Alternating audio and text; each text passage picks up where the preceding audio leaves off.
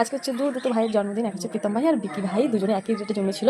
তো তার সাথে সাথে হরি বার্থডেটাও হবে, তো তিনজনের জন্য কেক আনা হয়েছে। চলো দেখাই। আমার ভাই, আমার আমার ব্রাদার, হ্যাঁ আমাকে ব্যাগ দেখাবে, চাটনি করার লাগলে কেউ দেখাবে নাকি?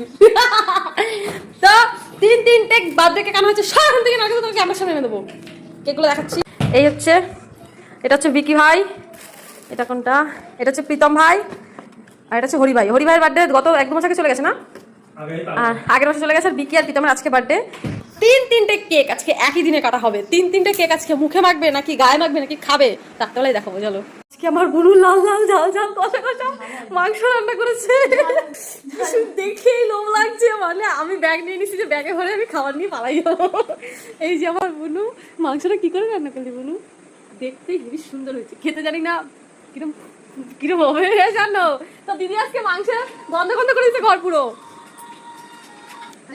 তো এখন আমরা যাবো হচ্ছে ভাইদের বাড়িতে, জন্মদিন পালন হবে, তো সেখানে যাবো।